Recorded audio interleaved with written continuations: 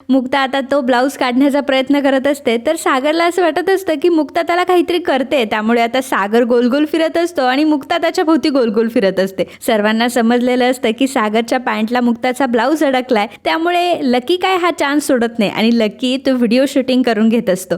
नमस्कार मंडळी, प्रेमाची गोष्ट या मालिकेच्या आजच्या भागात आज आपण बघणार आहोत. मुक्ता ही आता सागरच्या रूममध्ये झोपण्यासाठी आलेली असते, कारण सईच्या रूममध्ये इंद्रा झोपलेली असते. त्याला बघितल्यावर सागर तिला टॉन्ट मारतो की आधी मी ह्या रूममध्ये राजासारखं राहायचो आणि आता कोणीतरी माझ्या रूमवर कब्जा केलाय. मुक्ता त्याच्याकडे रागानेच बघत असते. सागर झोपायला लागलेला असतो, परंतु मुक्ता म्हणते की उद्या मला लवकर उठायचंय, त्यामुळे प्लीज आता मला डिस्टर्ब करू नका आणि मला लवकर क्लिनिकला जायचंय, मी झोपते. असं म्हटल्यानंतर मुक्ता आता सोफ्यावर झोपणार असते, तर सागरला तिला मुद्दाम त्रास द्यायचा असतो, म्हणून सागर आता बेडवर उठून बसतो आणि टीव्हीवर मॅच लावून देतो. आणि तो मुक्ताला म्हणतो की ठीक आहे, तुम्हाला जायचं असेल सकाळी, परंतु मला तर नाही जायचं, मी तर एकदम फ्री आहे. मुक्ताला सागरचा खूप राग येत असतो. ती सोफ्यावरच्या ज्या उषा असते ते सागरला फेकून मारत असते. मुक्ताला सागरचा खूप राग येतो, कारण मुक्ताला झोपायचं असतं आणि मग मुक्ता जाते, टीव्ही बंद करते आणि लाईट देखील ऑफ करते आणि पांघरून घेऊन झोपून जाते. सागर सुद्धा काही कमी नसतो. सागर उठतो, टीव्ही ऑन करतो, लाईट्स देखील ऑन करतो आणि पुन्हा टीव्ही बघायला बसतो.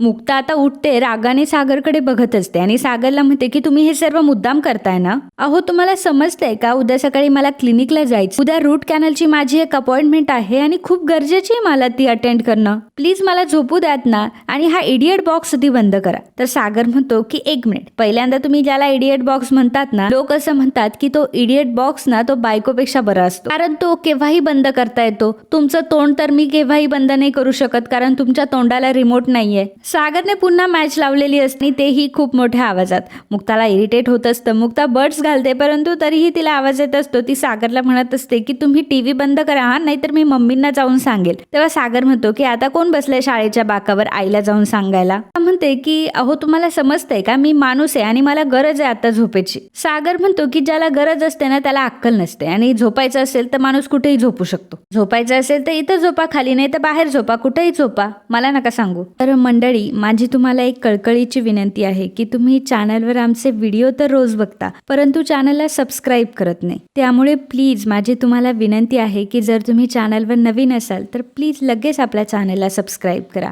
धन्यवाद. त्याने आय मास्क घातलेलं असतं आणि कानात बड घालून आता ती पांघरून घेऊन झोपण्याचं नाटक करते. सागरला असं वाटतं की मुक्ता झोपली आहे. सागर तिला उठवण्यासाठी मोठमोठ्याने टाळ्या वाजवत असतो, परंतु मुक्ता काय त्याला रिस्पॉन्सच करत नाही. सागर आता वॉशरूमला गेलेला असतो. मुक्ता आता उठते आणि लाईट ऑफ करते आणि तो रिमोट आहे तो तिच्या अंगाखाली ठेवते. सागर आता बाथरूम मधून आलेला असतो आणि म्हणतो की लहान मुलांसारखं करतात ह्या, खूप हट्टी आहेत. माझा टीव्ही बंद केला आणि रिमोट देखील लपवून ठेवलाय. सागर आता रिमोट इकडे तिकडे शोधू लागतो, परंतु त्याला रिमोट कुठेच भेटत नाही आणि मग त्याचं लक्ष मुक्ताकडे जातं, तर मुक्ताच्या अंगाखाली तो रिमोट असतो. मुक्ता मात्र आय मास्क वर करून सागरची सगळी गंमत बघत असते. सागर तो रिमोट काढण्याचा प्रयत्न करत असतो, परंतु मुक्ता आता मुद्दाम त्या रिमोटवरच हात ठेवते, त्यामुळे सागरला काहीच करता येत नाही. सागर चुपचाप लाईट बंद करतो आणि बेडवर पडतो. मुक्ता मात्र मास्क वर करून त्याची गंमत बघत असते. मुक्ताला फार आनंद झालेला असतो. मुक्ता मात्र मजेत झोपलेली असते, तर सागर मनात म्हणत असतो की कर सागर अजून लग्न. सागर मनात म्हणत असतो की कर सागर अजून लग्न. तरीही तुझे मित्र जेव्हा त्यांच्या बायकांना घाबरायचे, तू त्यांना काय म्हणायचंस की त्यांना कशाला घाबरताय तुम्ही, आता कळतंय ना तुला काय असतं ते. तर इकडे सोसायटीचे काही मेंबर आणि वॉचमन हे पुरुषोत्तमकडे आलेले असतात आणि पुरुषोत्तमला म्हणत असतात तुमचेच पाहुणे होते आणि त्यांनीच कार पार्क केली होती. तर पुरुषोत्तम म्हणतो की नाही, आमच्याकडे तर कोणी पाहुणे नव्हते आले. तेव्हा वॉचमन सांगतो की अहो, ते 102 वाले आहे ना, त्यांचे पाहुणे होते आणि त्यांच्या पाहुण्यांनी गाड्या पार्क केल्या होत्या. इंद्रा सुद्धा आता आवाज ऐकून तिथे आलेली असते. तर सहाने वहिनी आता इंद्राला म्हणतात की तुमच्यामुळे, तुमच्या पाहुण्यांमुळे माझी गाडी सोसायटीच्या बाहेर पार्क करायला लागली मला. तर इंद्रा आता तिच्याशी पदर खोचून भांडायला लागते की ए सहाने, माझे पाहुणे म्हणजे मोठ्या घरचे पाहुणे होते, ते त्यांची कार पार्क करायची होती, त्यात काय झालं एवढं. पुरुषोत्तम म्हणत असतो की तुम्ही जरा शांतपणे घ्याल का. तर सहाने वहिनी म्हणतात की आता माहितीये तुम्ही सुद्धा यांचीच बाजू घ्याल. इंद्रा म्हणते की मग ते आमचीच बाजू घेणार, कारण त्यांची बायको सुद्धा आमच्या पार्टीमध्ये नाचत होती. माधवी म्हणत असते की हो, ऍक्च्युली मी गेली होती पार्टीला, परंतु मी त्या बायकांना बघितलं नाही आणि ऍक्च्युली इंद्राताई, हे कायद्याचं उल्लंघन आहे ना. तेव्हा इंद्रा चिडते आणि म्हणते की आता तुम्ही मला कायदा काय आहे ते शिकवू नका. मी माझ्याच नवऱ्याने तुम्हाला सेक्रेटरी बनवले, हेही विसरू नका. पुरुषोत्तम इंद्राला म्हणत असतो की की प्लीज इंद्राताई तुम्ही शांत व्हा. आता इंद्रा आतमध्ये निघून गेलेली असते. पुरुषोत्तम त्या माणसांना प्रेमाने समजावून सांगत असतो. सानेवाईनी म्हणतात की बरोबर आहे, यांची मुलगी दिली ना शेवटी यांच्या घरात, त्यामुळे आता यांचा आवाज तर बंद झाला. आणि असं बोलून आता लोक टोमणे मारून तिथून निघून जातात. इंद्रा आता पुन्हा बाहेर आलेली असते आणि म्हणते की गेले का ते. पुरुषोत्तम म्हणतो की अहो इंद्राताई, तुम्ही मला आधी हे सगळं सांगायचं ना. इंद्रा म्हणते की आता मी पहिल्यांदा तुम्हाला सांगितलं असतं तर तुम्ही काही करून दिलं असतं का, आणि तसंही आपल्या घरच्याच सेक्रेटरी आहे तुम्ही. आणि हो, तुम्ही यांच्या नादी लागू नका, सोयरीक आपली आहे त्यांची नाही. इंद्रा आता तिथून निघून गेलेली असते. पुरुषोत्तम म्हणतो की आता इथे जे माणसं आले होते त्यांची बाजू मला पटतीये, परंतु फक्त आपल्या मुक्तासाठी मला ही बाजू आपली लावून घ्यायला लागली. माधवी म्हणते की बापरे, आपल्याला एवढा त्रास होतोय तर तिथे मुक्ता राहते, मुक्ताला किती त्रास होत असेल. तर सकाळी सकाळी बापू आणि इंद्रा दोघंही नाश्ता करत असतात. त्याच वेळी सई तिथे येते. इंद्रा सईला म्हणते की सई बाळा, चल मी तुझ्या आवडीचे बटाटे घालून पोहे बनवलेत, खाशील ना. परंतु सई मात्र कोणाशी काहीही बोलत नाही आणि एका बाजूला जाऊन बसते. तर मुक्ता म्हणते की थांबा, मी तिला फ्रूट कट करून देते. मुक्ता आता सईला फ्रूट कापून देत असते आणि तिथे आता लकी येतो आणि सईला म्हणतो की काय मग सई, गुड मॉर्निंग, आणि तुझा होमवर्क झाला. इंद्रा त्याला म्हणतो की तिचं जाऊ दे, ती आताशी पहिलीमध्ये, तुझं काय, तुझा MBAचा रिझल्ट कधी येणार आहे. सगळ्या गावाचा रिझल्ट लागला, तुझं काय आहे. तेव्हा लकी म्हणतो की अहो बापू, तेच बघायला चाललोय, आमचा रिझल्ट लेट लागतो ना. बापू म्हणतात की हो मग आता तुझा रिझल्ट तर स्पेशल असतो, येऊ दे मग बघतो तुझ्याकडे. आता तितक्यातच सागर तिथे आलेला असतो. तर इंद्रा म्हणते की चल सागर, नाश्ता करून घे. बापू टॉन्ट मारतात की नाश्त्यासोबत 2 समजूतदारीच्या गोष्टी सुद्धा त्याच्या घशात घाला. तर सई उदासच असते, परंतु तिचं लक्ष आता सागरकडे जातं आणि ती खूप हसायला लागते. तेव्हा मुक्ता विचारते की काय झालं. तेव्हा सई आता सागरकडे बोट दाखवते. तर सागरच्या पॅन्ट मध्ये चुकून मुक्ताचा ब्लाऊज अडकलेला असतो आणि मुक्ताचा ब्लाऊज पॅन्टला घेऊन आता तो घरभर फिरत असतो. मुक्ताला मात्र खूप ऑकवर्ड वाटत असतं आणि मुक्ता आता पूर्णपणे मुक्ताला आता लाज वाटलेली असते आणि ह्या सागरला कसं सांगावं हे तिला मोठा प्रश्न पडलेला असतो. एकतर घरातली सगळी मोठी मंडळी हे पुढे बसलेले असतात आणि सागर मात्र बायकोचा ब्लाऊज अडकवून फिरत असतो. तर आता जाऊन सागरच्या मागे उभी राहते. तर सागर म्हणतो की काय आहे. मुक्ता आता तो ब्लाऊज काढण्याचा प्रयत्न करत असते. तर सागरला असं वाटत असतं की मुक्ता त्याला काहीतरी करते, त्यामुळे आता सागर गोल गोल फिरत असतो आणि मुक्ता त्याच्या भोवती गोल गोल फिरत असते. सर्वांना समजलेलं असतं की सागरच्या पॅन्टला मुक्ताचा ब्लाऊज अडकलाय, त्यामुळे लकी काय हा चान्स सोडत नाही आणि लकी तो व्हिडिओ शूटिंग करून घेत असतो. सागर त्याला म्हणतो की तू पहिल्यांदा मोबाईल खाली ठेव. मुक्ता मात्र तो अडकलेला ब्लाऊज काढण्यामध्ये बिझी असते. सागर म्हणतो की थांबा तुम्ही, मी करून देतो. आणि मग सागर तो ब्लाऊज काढण्याचा प्रयत्न करत असतो.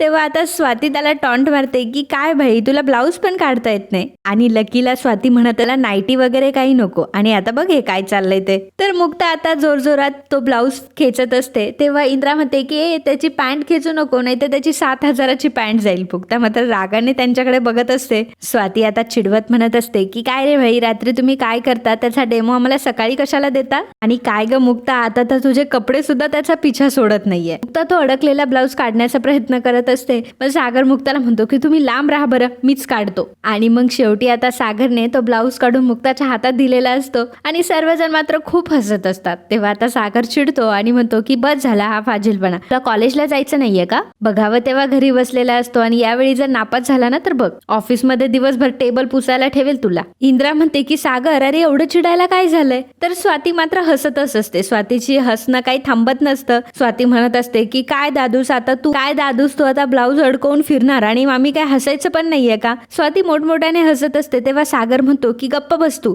आणि काय चाललंय ग तुझं, जेव्हा पाहावं तेव्हा इथेच पडून असते. लाईफ मध्ये काही गोल नाही, काही एम नाही. आणि तो नवरा तुझा, कुठे तुझा नवरा, आणि कधी येणार आहे तो. त्याला एकदा विचार की दुबईत कामच करतो की दुसरं काही सुरू आहे त्याचं. त्याला एकदा विचार की काम करतोय नक्की की बायका पोरं इथं सोडून तिकडे मज्जा मारतोय.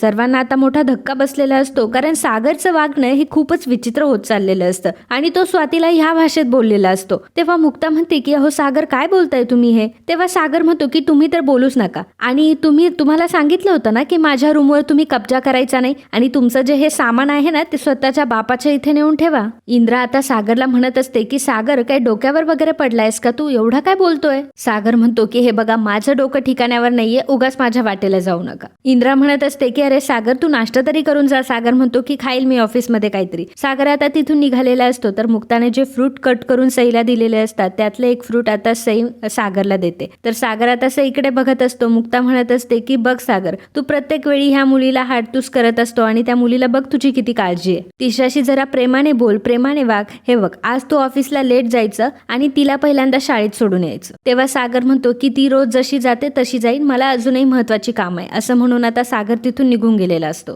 इंद्रा म्हणते की काळजी करू नको सई, मी तुला का शाळेमध्ये सोडून येते. तेव्हा मुक्ता म्हणते की मम्मी राहू द्या, मी आता माझ्या क्लिनिक जवळच सईची शाळा आहे, त्याच्यामुळे मी सईला सोडून देते. तर स्वाती म्हणते की मुक्ता ऐक ना, मला पण येऊ दे, कारण बेबीला पोलिओ डोस द्यायचा आहे. मुक्ता म्हणते की सई मात्र खूप उदास असते. तर मित्रांनो, आजचा हा भाग इथेच संपतो. पुढील भागात आपल्याला पाहायला मिळणार आहे सागर हा सईच्या स्कूलमध्ये आलेला असतो आणि सईच्या मॅडम आता सांगतात की ही सईची नोटबुक, सईच्या मॅथ्समध्ये खूप मिस्टेक झालेल्या असतात आणि त्या सागरला दाखवल्या जातात. सागर खूप रागावलेला असतो कारण सईच्या एवढ्या मिस्टेक झालेल्या असतात आणि सई जेव्हा सुट्टीमध्ये बाहेर उभी असते तेव्हा सागरला वाटतं की त्याने सईचा हात पकडलाय आणि रागाने तो आता ओढत असतो. त्याला असं वाटतं की तो सईला ओढत त्याने घरी आणले, परंतु घरी आल्यावर तो मुक्ताला म्हणतो की बघितलं सईचे प्रताप, किती मठ्ठ आहे ती शाळेमध्ये आणि तिला काहीच येत नाही, तिच्या किती मिस्टेक्स निघाल्यात. तर मुक्ता म्हणत असते की अहो पण तुम्ही ज्या मुलीला हाताला धरून आणले ती मुलगी आहे तरी कोण. तर सागरने ज्या मुलीचं बोट धरून आणलेलं असतं ती मुलगी सई नसतेच, तर तिची मैत्रीण असते.